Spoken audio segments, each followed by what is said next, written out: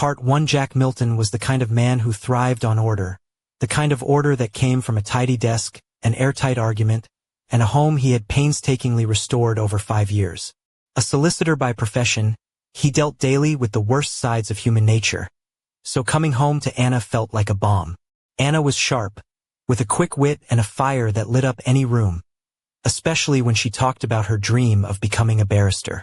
She worked as a legal assistant, smartly dressed in tailored blouses and pencil skirts that hugged her curves just right, her dark hair cascading in soft waves that caught the light every time she turned her head. She wasn't flashy, but there was an understated allure in the way she paired her delicate silver necklace with those classic black heels. Confidence and grace wrapped in a package that made Jack's heart skip a beat. For 3 years, their life was solid. Their little cottage in Rye, a picturesque seaside town nestled between rolling hills and the English Channel, was their sanctuary. The weather outside was often gray and moody, but inside, it was warm, filled with soft jazz, the scent of brewing Earl Grey, and laughter that echoed off the wooden beams. But there was an undercurrent, a persistent static in the background that Jack couldn't quite shake. It had a name. Leo. Leo Carter was Anna's best mate from university, a graphic designer with a scruffy look that screamed "I gave up on adulthood," but with a charm that somehow worked on everyone except Jack. He'd show up in faded jeans, worn leather boots that looked like they had seen better decades, and a collection of ironic t-shirts featuring bands no one had heard of. Leo was the kind of guy who claimed to be an artist but spent most days designing menus for local pubs and quirky cafes. To Anna, he was her steadfast confidant, the one who'd been there when her ex left her heart in splinters. To Jack, Leo was an insufferable mooch with a superiority complex who thrived on undermining everything Jack stood for at social events. Leo's jabs were subtle but poisonous, like a fly in the honey pot. If I took Anna on a weekend getaway to Cornwall, he'd remind her of some impromptu midnight bike ride they once shared. "You can't plan magic," Leo would say, eyes gleaming with faux nostalgia. "It's about the spontaneity, the wildness, something Jack just doesn't get." The message was clear. Jack was the safe, dull choice, and Leo was the exciting world Anna was supposedly missing out on. Anna, bless her, drank it up, hook, line, and sinker. Whenever Jack raised a hand to defend their relationship, she'd bristle, eyes flashing with loyalty. "Leo's just worried about me," she'd say, voice soft but firm. "His family, Jack. He was there when Alex broke me." Alex, the ex who'd flitted out of her life like a reckless summer fling, was the only one Leo spoke about more than Jack, and always with a smirk that made Jack's skin crawl. Jack was patient. Years in courtrooms taught him that patience was a weapon. You don't leap at the first sign of trouble. You gather evidence, wait for your opponent to trip, and then, when they hand you the rope, you pull. The rope came one sparkling spring evening. After 6 months of grueling work, Jack had just won the biggest case of his career. The kind of victory that made partners nod in respect and clients send thank-you bouquets that nearly smothered the receptionist. To celebrate, he threw a dinner party at their home, inviting close friends he hadn't seen in ages. Anna, as usual, invited her friends too, which meant Leo would be there, high on free wine and ready for mischief. The house was alive with chatter and clinking glasses. Anna glowed in a deep emerald dress that hugged her slender waist and flared just enough at the knees to reveal a glimpse of smooth skin with every step. Her heels clicked softly on the terracotta tiles, and a thin gold bracelet shimmered on her wrist, catching the candlelight. She looked like a dream, too good for the tension brewing. Underneath, Leo, predictably, was soaking up the atmosphere like a sponge. After a few glasses of the expensive red Jack had been saving for a special occasion, Leo launched into one of his art versus suits rants, his gaze fixed on Jack.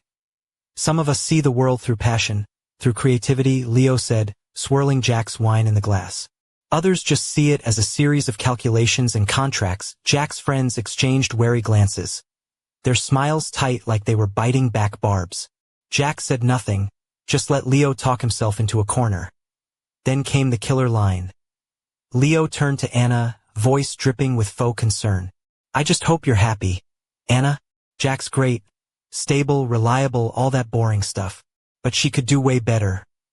The room froze. The kind of silence that makes you swear you can hear the clock ticking too loud. Anna's face flushed crimson. But she didn't shoot Leo down. Instead, she looked away, embarrassed. More by the scene than the insult that Jack's eyes locked onto Leo, cold and steady. The friendly host had left the building. The prosecutor was in. That's a bold claim. Leo, Jack said quietly, voice low enough that only the nearest could hear but heavy with menace. I'm interested in your reasoning. Leo blinked, caught off guard by the calm. Jack leaned in, voice smooth and deadly. Tell me, what exactly does a better man for Anna look like? Be specific. Leo faltered, then stammered about creativity and free spirits. Jack nodded slowly. So, creativity is the main criterion. And you see yourself as that creative ideal? Leo's chest puffed out slightly. Of course. Jack smiled thinly. Good. Let's examine that. He began to dismantle Leo's argument piece by piece. His unpaid rent, the constant repairs on his battered old car that Anna had helped cover, and the fact that Jack was footing the bill for Anna's prestigious law school education. One of Jack's friends snorted. A brief, uncontrollable laugh that echoed around the room. Leo's face went pale. Jack leaned forward, voice dropping to an almost whisper. So, Leo, your argument is that a man who invests in Anna's future, who provides stability and support, is inferior to a man who drains her resources and undermines her relationship. Leo was speechless. Anna's storm of emotions broke the silence. But it wasn't relief or gratitude that won out. It was fury. She rose like a tempest, anger radiating off her in waves. Apologize to him, she demanded, eyes blazing. Or we're over. Jack smiled. A small, sad smile that held the finality of a judge's gavel striking the bench. He said nothing. Then he stood, raised his glass, and walked away, leaving them all in stunned silence. And just like that, everything changed. Part 2. The night air outside the Milton cottage was crisp, carrying the salty tang of the nearby sea. But inside, the atmosphere was electric, charged with the aftermath of Jack's quiet but lethal verdict. Anna and Leo left together, their figures swallowed by the shadows as the front door clicked shut behind them, leaving Jack alone with the echo of shattered trust. Days passed like a slow-motion car crash. Jack's home, once a sanctuary filled with laughter and the soft hum of shared dreams, now felt like a crime scene frozen in time. The emerald dress Anna had worn at the dinner party still hung on the back of a chair, its silky fabric catching the morning light, a silent reminder of the night everything fell apart. Jack moved methodically, his lawyer's mind turning even grief into procedure. He spent a weekend packing, carefully folding each of Anna's clothes, stacking books she'd left on the shelves, packing away the little keepsakes she'd scattered around the house. It wasn't bitterness. It was closure. Like an executor settling an estate, he boxed up memories and sealed them away. He changed the locks, reset the alarm codes, and made 2 calls that felt like final blows. The first was to Professor Harding, the dean of the law school Anna attended. Jack's voice was calm, professional, but firm. Due to unforeseen personal circumstances, the private scholarship fund established for Miss Collins will be withdrawn immediately. I trust you understand the necessity of this decision. The second call was to his firm's managing partner. Jack explained, without emotion, that the coveted summer internship Anna had been promised was no longer available. A conflict of interest has arisen, he said. It's regrettable but unavoidable. Jack didn't relish these actions. They were the logical consequences of Anna's ultimatum and betrayal. She had chosen Leo over him, and now she would have to face the fallout. Exactly 2 weeks after that fateful dinner, a knock came at Jack's door. He watched her on the security camera before opening it. Anna, her usual sharp elegance replaced by weariness.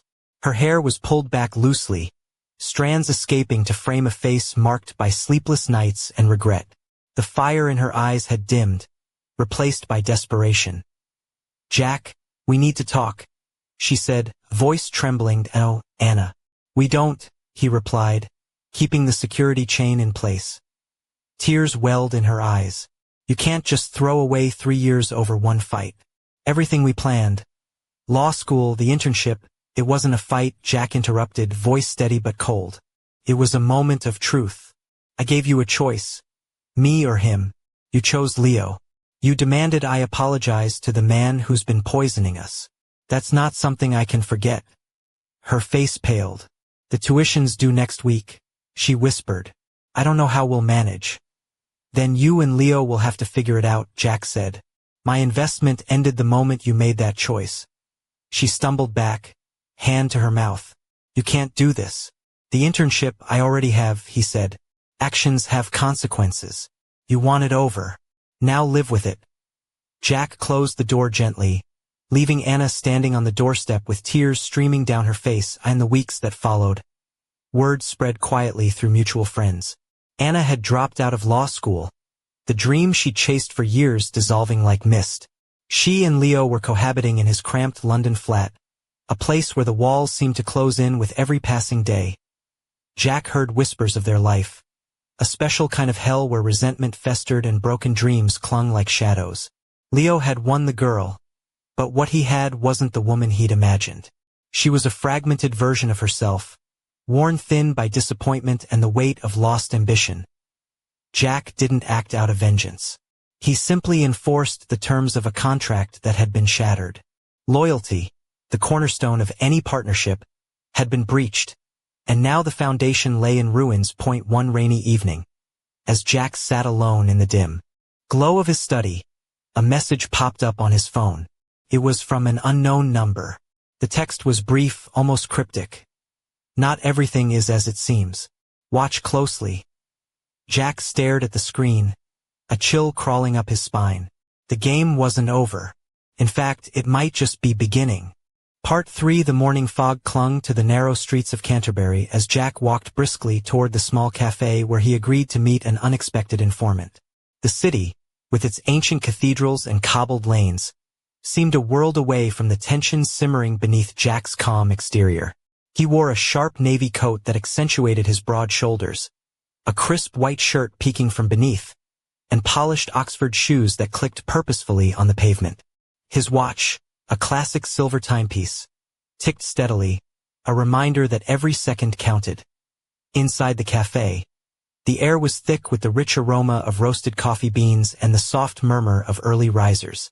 Jack scanned the room and spotted a woman seated in the corner, partially obscured by a potted fern. She was petite but striking, with auburn hair pinned up loosely, a few rebellious strands framing a face marked by determination and secrets. Her emerald green blouse was elegant yet understated, paired with dark jeans and ankle boots. A blend of professionalism and approachability. Mr. Milton, she said quietly, sliding a manila envelope across the table. I'm Lucy Harper. I think you'll want to see this. Jack hesitated, then opened the envelope. Inside were photos, emails, and bank statements. Evidence that Leo's life was far more tangled than Jack had imagined. There were receipts from obscure art galleries, transfers of money to anonymous accounts, and correspondence hinting at a shadowy side business that could explain Leo's financial woes and manipulative behavior. Lucy leaned in, lowering her voice. Leo's not just a struggling artist. He's involved in something bigger, something dangerous. Jack's eyes narrowed. Why bring this to me? Because you're the only one who can stop it. And because Anna's caught in the middle. Jack felt a cold knot tighten in his stomach. He'd thought the battle was over, but this was a new front, and the stakes were higher than ever. As he left the cafe, the drizzle turned to a steady rain, soaking through his coat and chilling him to the bone. He pulled his collar up and quickened his pace, the city blurring around him like the fragments of his fractured life. Back at his cottage, Jack poured himself a stiff drink, the amber liquid catching the dim light. He stared at the evidence again, the pieces clicking into place. Leo's charm was a mask for something far more sinister. But the question gnawed at him. How deep was Anna's involvement? Was she a victim, or a willing participant in this unfolding drama? Just then, his phone buzzed. A text from an unknown number. Truths are buried in shadows. Are you ready to dig deeper? Jack's jaw tightened. The game had just become deadly serious. Part 4. Jack stood by the rain-speckled window of his study, the city lights of Rye flickering like distant stars through the gloom.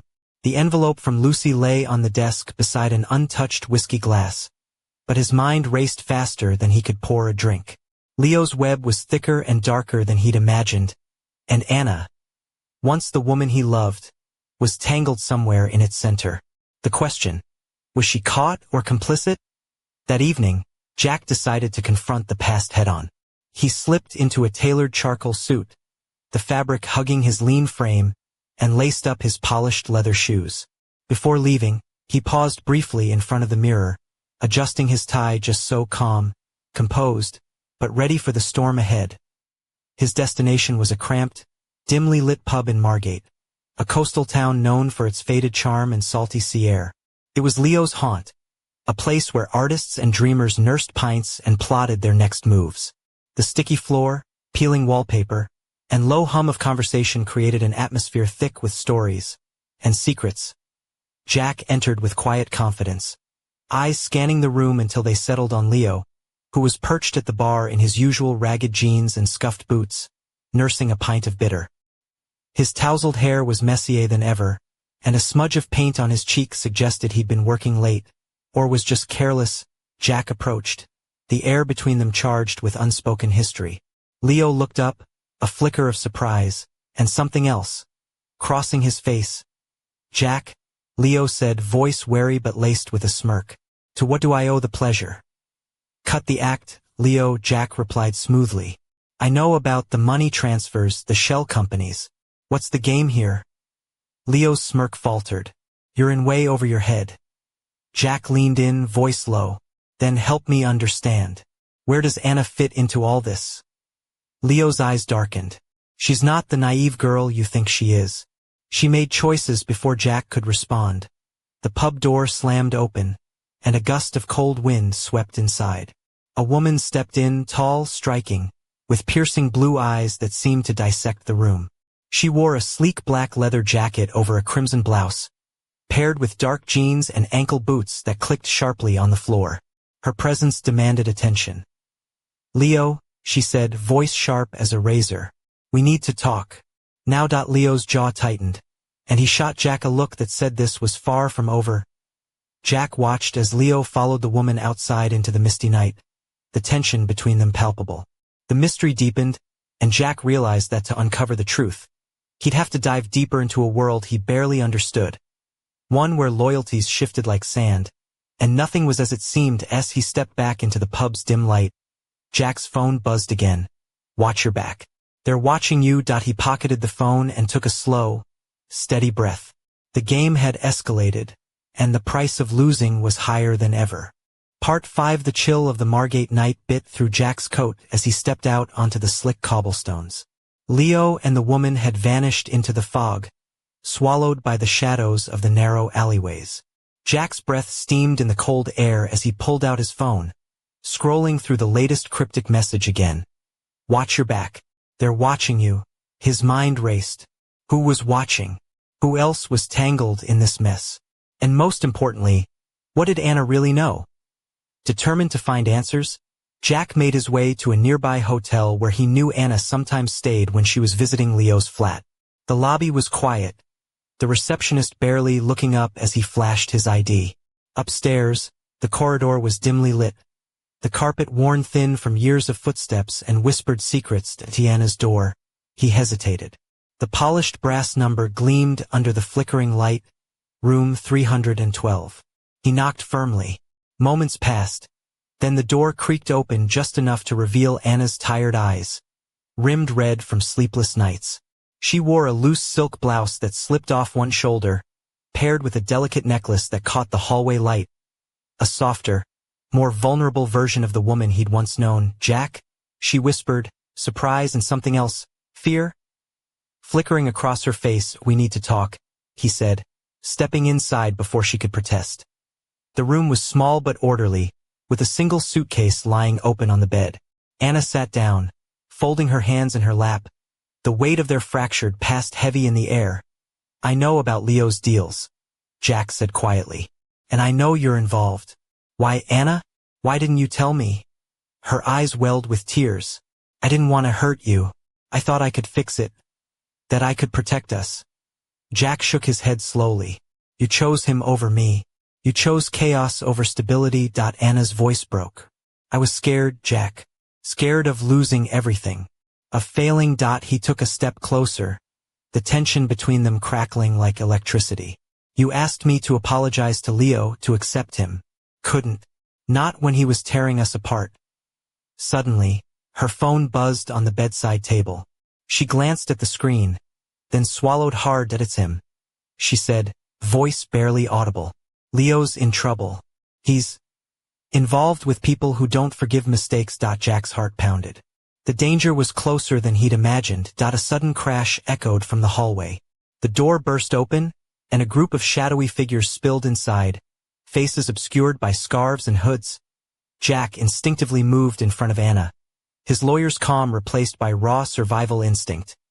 Looks like the game's finally caught up with us, he muttered as fists flew and chaos erupted. Jack's last thought was a bitter truth.